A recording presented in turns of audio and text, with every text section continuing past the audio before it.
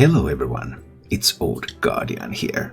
In this video I'm going to take a look at the main things you want to know if you're considering coming back to Hearthstone. First of all, Hearthstone is just about to update their returning player experience. That's going to happen in the patch 20.0. We don't have the date for the patch yet, but we expect it to come around March 23rd.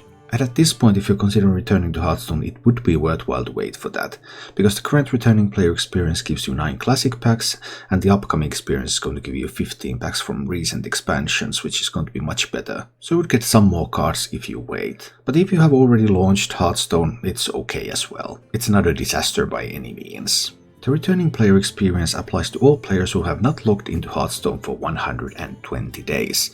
There's a couple of quests currently giving those 9 classic packs, soon to give 15 packs from recent expansions, and you're going to get a free deck. I made a separate video to evaluate all the decks that are available. You get to choose a class and then you will get a free deck for that one. The free decks are also going to change in the 20.0 update, but if you don't want to spend too much time thinking about which deck you would pick, then Paladin, for example, is a good deck both before the update and after the update. Another big change that is coming to Hearthstone is the Corset. The Corset is coming with the standard rotation of 2021, so that would be March 30th. A few days after the 20.0 update that revamps the returning player experience. And what the Corset does, the Corset replaces basic and classic sets in standard format. So basic and classic sets will be out in wild, and Corset will be in standard. And the Corset is free for all players. The Corset cards cannot be disenchanted, and while Corset has cards from classic, basic and past expansions, the Corset cards are sort of temporary. Blizzard can change the Corset every year, upon which you will lose any cards that rotate out of it and gain any cards that rotate into the Corset. So if you play other formats than standard, there is still a reason to hold on to your old versions of the cards,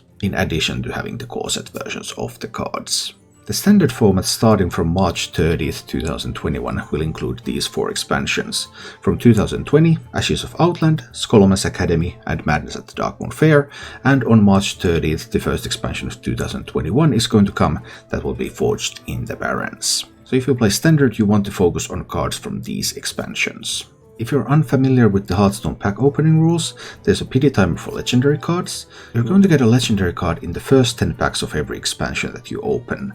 After that, the pity timer is 40 packs, so at most 40 packs is going to go by before you get a legendary, and on average you get 1 legendary card for every 20 packs. There's also duplicate protection, so that you cannot open the same legendary card or more than 2 copies of the same cards of other rarities more than once, until you have all cards of that rarity from the set. And because it works like this, we can also calculate how many packs it takes to get, for example, all the common cards, because you're not going to open duplicate commons until you have 2 copies of each. So for Ashes of Outland, Scholomance Academy and New Forged in the Barrens, you're going to need to open 28 packs to get all the common cards, and you're going to need to open 64 packs to get all the rare cards. You can use this information to plan how you get packs, because typically you don't want to craft too many common cards, so it will be useful to open a bunch of packs from all the expansions that are in standard format. Darkmoon Faire is a little bit different. Darkmoon Faire is the first expansion that included a mini set. Nowadays each expansion will come with a mini set. So first there's going to be the expansion launch, and then there's going to be a mini set which is kind of like an adventure, except that those cards are being added to the packs of that expansion. And they are also being sold as a separate bundle. So you don't need to save any packs for that. But for Darkmoon Faire, whose miniset has already been released, it takes 36 packs to get all the commons and 88 packs to get all the rares. Forged in the Barrens is also going to get miniset sometime during the summer, but there's going to be a bundle for that miniset, so you don't have to think about that one yet. The miniset bundles can be bought with real money or with gold, and they are the most effective way to acquire all the miniset cards. The minisets don't contain any adventure content, but there is adventure content in the game at the moment as well. All the relevant adventures right now are free, there are no paid adventures that are relevant at the moment. If you come back before the 20.0 patch, the most important solo content is the Demon Hunter Prologue from Ashes of Outland. Playing through this will open the Demon Hunter class and will give you a bunch of cards for Demon Hunter. If the 20.0 patch has already been released, then this Demon Hunter Prologue is going to give you 1 pack of Demon Hunter cards. But the class itself can be opened by playing against it in practice mode. In addition to that Demon Hunter Prologue, the only currently relevant solo content is Book of Heroes. Book of Heroes is class-based story missions that are being released on monthly basis. These are the currently available Books of Heroes, and for completing each of these storylines you get 1 pack of cards for that class. So there are no exclusive solo content cards to be gained right now, which means that this solo content is not that important. apart from the Demon Hunter Prologue, if you're coming back before the 20.0 patch. The quest system has also been overhauled. There's currently this rewards track, kind of like a battle pass system, and all of the quests are going to give you experience towards this rewards track, and then you gain rewards from this track, instead of getting gold directly from quests. There's both a free path here and a paid path, much like in every other game with a battle pass system.